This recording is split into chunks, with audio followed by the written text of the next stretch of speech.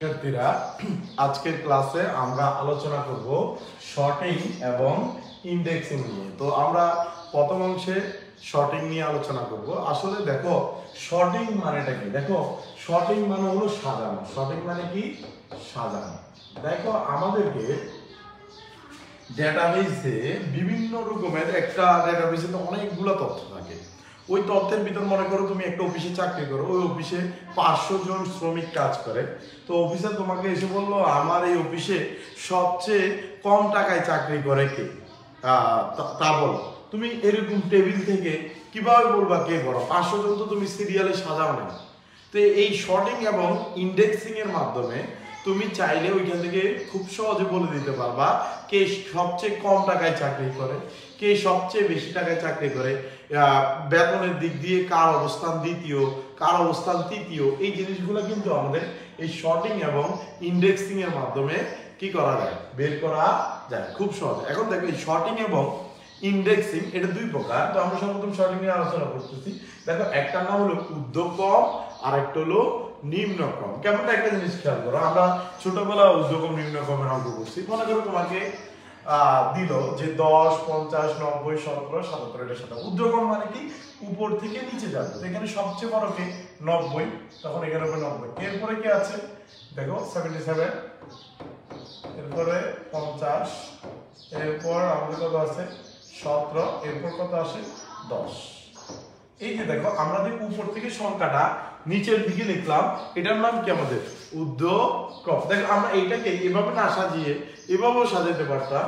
সর্বপ্রথম মনে করো কি 10, এরপর আমার 17, এরপর 50, এরপর 77, এরপর 90। এই যে দেখো এই অ্যাকুরেট ডেটাগুলোকে আমরা একবার উপর থেকে নিচে সাজাইছি, আরেকবার নিচ থেকে উপর দিকে সাজাইছি। এই যে দুইভাবে আমরা ডেটাটাকে উপস্থাপন করলাম, এটা হলো একটা ঊর্ধ্বক্রম আর একটা নিম্নক্রম। এই শর্টিং হলো দুই প্রকার।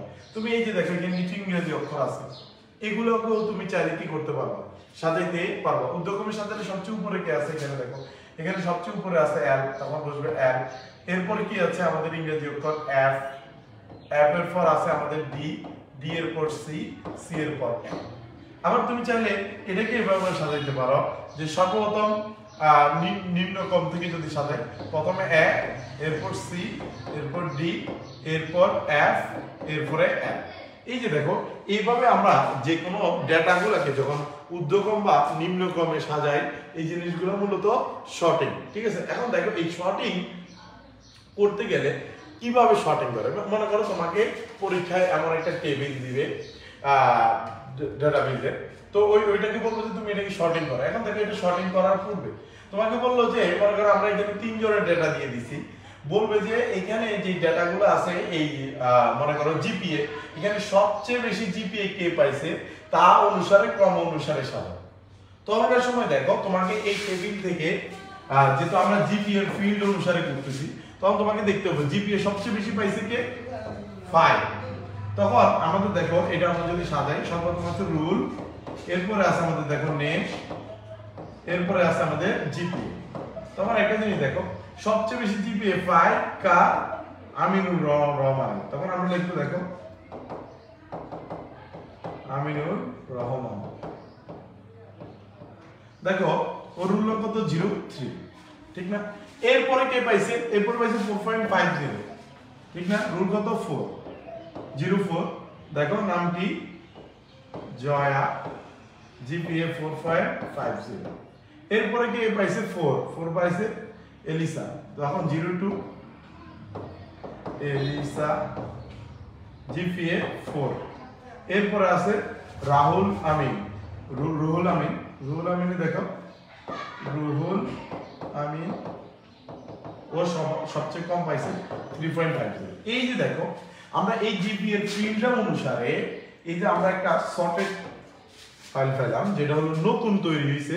দেখো এখন এই টেবিলটা দেখে আমরা সাথে সাথে বলতে পারবো কে সবচেয়ে বেশি পাইছে বা কে সবচেয়ে কম পাইছে। দেখো এইটা কিন্তু আমরা কিন্তু দেখো ঊর্ধ্বক্রম অনুসারে সাজাইছি, কিন্তু আমরা চাইলে এই জিনিসটাকে আমরা কি নিম্নক্রম অনুসারেও কি করতে পারতাম? সাজাইতে পারতাম। এই জিনিসটাকে আমরা কি হিসাবে সাজাইতে পারতাম? নিম্নক্রম অনুসারেও সাজাইতে পারতাম। এখন এটাকে নিম্নক্রম অনুসারে যা সাজালে সবার আগে আসতো এটা, এরপর এটা, এরপর এটা, এরপর এটা, ঠিক না? এখন একটা জিনিস দেখো, আমি তোমাদেরকে বলি এই শর্টিং এর বৈশিষ্ট্যটা কি। দেখো শর্টিং এ টেবিলগুলোর রেকর্ডগুলো কোনো নির্ধারিত ফিল্ড অনুসারে সাজানো হয়। যেমন দেখো আমরা এই জিপিএ ফিল্ড অনুসারে এটাকে সাজাইছি। এরপর দেখো শর্টিং এর ফলে মূল ডেটা ফাইলের রেকর্ডগুলো ক্রমিক নাম পরিবর্তন, এই যে দেখো এই ক্রমিকগুলো কি হয়েছে, পরিবর্তন হয়েছে, সিরিয়াল আলাদা সর্টেড ফাইল তৈরি হয়। এই যে দেখো এই ফাইলটা থেকে আলাদা একটা আমাদের কি তৈরি হয়েছে, সর্টেড ফাইল তৈরি হয়েছে। এবং ডেটাবেজের কোনো রেকর্ড সংশোধন বা সংযোজন করলে ফাইল আপডেট হয় না। মানে আমি তোমাকে একটু বলি, মনে করো আমাদের এই ডেটাবেজে নতুন একজন ছাত্র আসছে, আমাদের এখানে নতুন একজন মনে করো ছাত্র আসছে, তো নতুন একজন ছাত্র এসে মনে করো এখানে ভর্তি হয়েছে, ওর রোল নং দিলাম আমরা 5, ওর নাম মনে করো হামিম, ও জিপিএ মনে করো 4.94। এখন দেখো এটা তো সিরিয়াল অনুসারে আমাদের এই ক্রমিক অনুসারে এখানে 2 নম্বরে চলে আসার কথা, ঠিক না? আসার কথা কিনা? কিন্তু এখন একটা জিনিস দেখো, এটা 2 নম্বরে আসার কথা, কিন্তু ও কিন্তু 2 নম্বরে আসবে না। কেন আসবে না?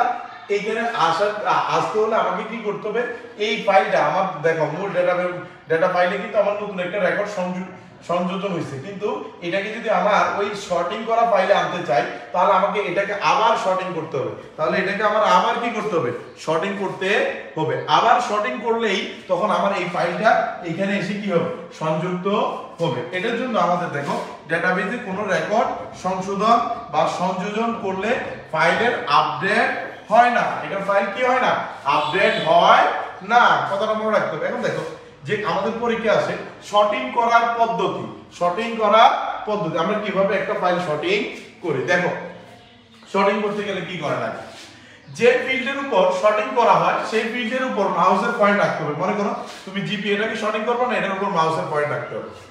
মেনু বারের রেকর্ড শর্ট অপশনে, মানে আমাদের যে মেনু বার থাকবে ওই মেনু বারের রেকর্ড শর্ট অপশনটাতে যেতে হবে, এটাকে সিলেক্ট করে ঊর্ধ্বক্রম বা অ্যাসেন্ডিং অর্ডার বা অথবা নিম্নক্রম বা ডিসেন্ডিং অর্ডার সিলেক্ট করতে হবে। মানে এখান থেকে দুটো অর্ডার আছে, তোমার কোনটাতে সাজাইতে ইচ্ছা ওইটা তুমি কি করতে হবে, সিলেক্ট করতে হবে। এরপর এটা সিলেক্ট করলে তখনকার সময় তোমার এটা কি হয়ে যাবে, তৈরি হবে। অথবা এটাকে ডিরেক্টলি এভাবে করা যায় যে ফিল্ডের উপর শর্টিং করা হয় সেই ফিল্ডের উপর মাউসের ডান বাটন চেপেও অ্যাসেন্ডিং অর্ডার বা ডিসেন্ডিং অর্ডার সিলেক্ট করা যায়। মানে এটা তুমি কি করতে পারবা, দুইভাবে করতে পারো। এই যে দেখো আমাদের আগে যে টেবিলে এটা শর্টিং করার পূর্বে আর এটা শর্টিং করার পরে কিভাবে আমাদের ডেটাটা হয়, এই যে জিনিসটা আশা করি এটা কি করতে পারছো, তোমরা বুঝতে পারছো। এরপর এই শর্টিং এর পর আমাদের আছে ইন্ডেক্সিং।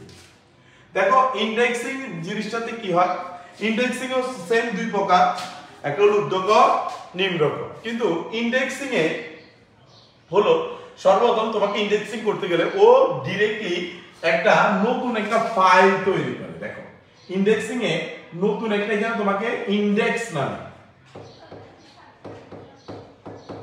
নামে নতুন একটা ফাইল তৈরি করবে এবং ও নিচে একটা ক্রমিক তৈরি করবে, 1 2 3 4 5 6 7 এরকম একটা ক্রমিক ও তৈরি করবে। এখান থেকে তৈরি করে মনে করো এই যে এটা একটা স্কুলের রেজাল্ট, রুল নং 1 2 3 4 5 আইসিটি এবং ইংলিশ, এখান থেকে তোমাকে বললো যে এখানে সর্বোচ্চ নাম্বার আইসিটি তে কে পাইছে ওই হিসাবে সাজাও অথবা সর্বনিম্ন অনুসারে সাজাও।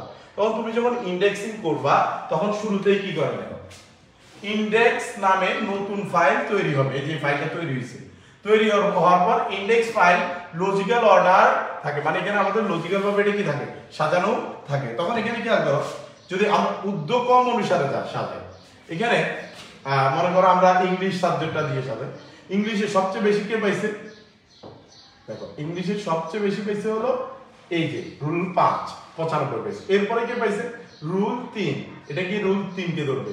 এরপরে 3 নম্বরে কে আছে, এই যে রুল 2 এটা যাবে।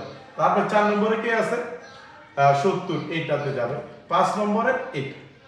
এইভাবে গিয়ে মনে করো ওই ছোটবেলা আমরা যেরকম মিলাইছি ওইরকম প্রত্যেকটার সাথে গিয়ে মিলে যাবে। এবং তুমি যখন বলবা যে আমি 4 নম্বরটাকে দেখতে চাই, তুমি যখন এই 4টার উপর ক্লিক করবা তখন এই অপেক্ষা কিন্তু 4 মানটা তোমাকে বড় করে সুন্দর করে দেখাই দিবে। তো যার কারণে খুব সহজে আমরা কি করে ফেলতে পারি, ততটা খুঁজে বের করে ফেলতে পারি। আবার মূল টেবিল অপরিবর্তিত থাকে। দেখো এই টেবিলটা আমার কোনো প্রকার কি হয় নাই, পরিবর্তন হয় নাই। এরপরে আরো কি বলছে দেখো, স্বয়ংক্রিয়ভাবে আপডেট হয়। এখানে দেখো তুমি যদি নতুন করে আরেকটা ডেটা তুমি সংযোজন করো এটাতে, কেমন দেখো, রুল 6 মনে করো আইসিটি তে 80, এখানে মনে করো আমার পাইছে 75। তখন কি হবে, তখনকার সময় আমার এই যে ফাইলটা আছে, এই ফাইলটা স্বয়ংক্রিয়ভাবে নিজে নিজে কি হয়ে যাবে, পরিবর্তন আমার সাথে সাথে আপডেট হয়ে যাবে। এটা আর আমরা নিজেরা আপডেট করা লাগবে না। দেখো 1 ছিল 95, 2 ছিল 88, 3 84, সরি 3টা ছিল আমার 84, 4 ছিল কত 70। এখন 4 চলে যাবে কোথায়, 75 এ, 5 চলে যাবে 70 এ, 6 চলে যাবে কোথায় 40 এ। দেখো এই যে এভাবে এটা স্বয়ংক্রিয়ভাবে কি হয়ে যায়, আপডেট হয়ে যায়। এই ইনডেক্সিং ফাইলে এভাবে আমাদের ফাইলগুলো কি হয়ে যায়, স্বয়ংক্রিয়ভাবে। তো ইনডেক্সিং এর কি, ইনডেক্সের নতুন নামের ফাইল তৈরি হয়, যার কারণে এটা মেমোরিতে জায়গা দখল করে। ইনডেক্স ফাইলের লজিক্যাল অর্ডার থাকে এবং মূল টেবিল অপরিবর্তিত থাকে, যেটা এই যে পরিবর্তন হয় না, স্বয়ংক্রিয়ভাবে কি করা যায়, এটা আপডেট করা যায়। দেখো এটা আমাদের ইনডেক্সিং। আর এটা ছিল শর্টিং এবং ইনডেক্সিং করার পদ্ধতি সেম, ঠিক আছে। আশা করি তোমরা এই জিনিসগুলা শর্টিং এবং ইনডেক্সিংটা ভালোভাবে বুঝতে পারছো। সবাইকে ধন্যবাদ, আসসালামু আলাইকুম।